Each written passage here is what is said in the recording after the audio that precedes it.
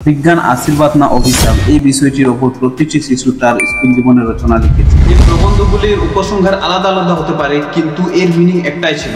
যদি বিজ্ঞানকে সঠিকভাবে ইউজ করা হয় তাহলে এর অসংখ্য সুবিধা রয়েছে, কিন্তু এর দিক পরিবর্তন করে ভুল পথে যাওয়া হয় তাহলে আপনারা অনুমান করতে পারবেন না এই বিজ্ঞান কতটা ভয়ঙ্কর হতে পারে। এমনই একটি ঘটনা কিছুদিন আগেই ঘটেছে মার্কিন যুক্তরাষ্ট্রের ক্যালিফোর্নিয়াতে। এখানে 16 বছর বয়সী এক ছেলে ChatGPT এর সাহায্য নিয়ে আত্মহত্যা করেছে। তো বন্ধুরা, আসুন এই ঘটনাটার সম্পর্কে সহজভাবে জানা হোক, সে আসলে হয়েছিল না। নমস্কার বন্ধুরা, ChatGPT এর নাম তোমরা অবশ্যই সবাই শুনেছো। ChatGPT হলো একটি AI ভিত্তিক টুল, একটি অ্যাপস যেটিকে OpenAI তৈরি করেছে। এটি মানুষের মতো প্রশ্ন বুঝে উত্তর দিতে পারে এবং তুমি যে ভাষায় প্রশ্ন করবে সেই ভাষায় উত্তর দেবে। ChatGPT এর 93টি ভাষা জানা আছে। ChatGPT ছাত্রছাত্রীদের জন্য যে কোনো কঠিন প্রশ্নের উত্তর 1 সেকেন্ডের মধ্যে দিয়ে দেয়। যদি আপনি কন্টেন্ট ক্রিয়েটর হয়ে থাকেন তাহলে ChatGPT আপনার জন্য খুবই সহজে স্ক্রিপ্ট, টাইটেল, ডিসক্রিপশন, থাম্বনেল বানিয়ে দিতে পারে।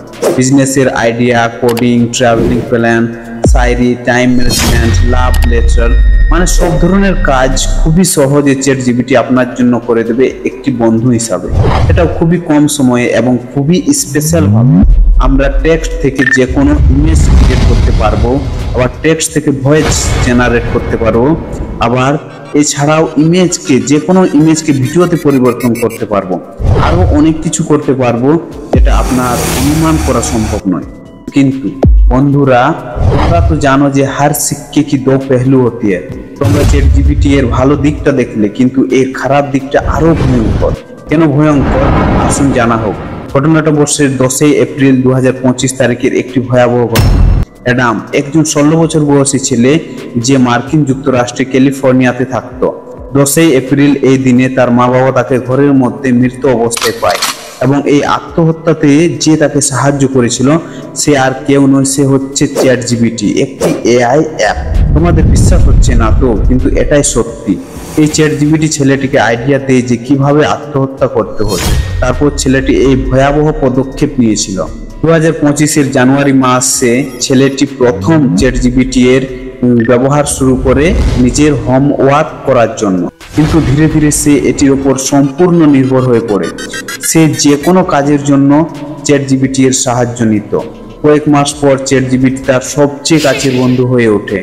সে তার উদ্বেগ এবং মানসিক সমস্যাগুলি খোলাখুলিভাবে বলতে শুরু করে এবং কিভাবে মা বাবার কাছ থেকে মদ চুরি করা যেতে পারে এই বুদ্ধিগুলাও সে সেখান থেকে নিতে স্টার্ট করে। তারপর একদিন অ্যাডাম আত্মহত্যার নিয়ে তাকে জিজ্ঞাসা করে। তখন ChatGPT ছেলেটিকে আত্মহত্যার অনেকগুলো উপায় বিস্তারিতভাবে বলে দেয়। আর শুধুমাত্র তাই নয়, ChatGPT তাকে মৃত্যুর জন্য উৎসাহিতও করছিল। অ্যাডামকে বলছিল যে তোমার অন্য কারোর জন্য বেঁচে থাকার কোনো দরকার নেই, অর্থাৎ you don't way anyone survival. তারপর ChatGPT তাকে বলে যে আত্মহত্যার জন্য কোন পদ্ধতিটি সঠিক আর কোনটি ভুল, এবং যদি এই পদ্ধতিটি ব্যর্থ হয় তাহলে কোন উপায়, এর অন্য উপায় কি হতে পারে। তারপর ছেলে ChatGPT এর কথা বলা পদ্ধতি ইউজ করে এবং নিজের জীবন পায়। এখানে শেষ নয়, ChatGPT তাকে মরার আগে সুসাইড নোটসও লিখতে সাহায্য করেছিল। তার পরিবার এই সমস্ত চ্যাটগুলো আদালতে পেশ করে এবং বলেছিল যে ChatGPT না থাকলে আজ আমাদের ছেলে বেঁচে থাকত।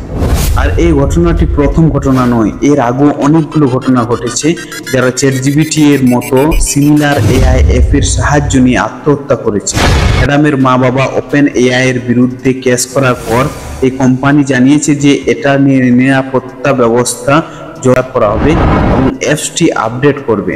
কিন্তু গুরুত্বপূর্ণ বিষয় হলো যে এই ChatGPT এর মতো সিমিলার অ্যাপগুলো আমাদের সাহায্য করার জন্য বানানো হয়েছে, কিন্তু এই অ্যাপগুলিতে সব ধরনের সমস্যার সমাধান নেই।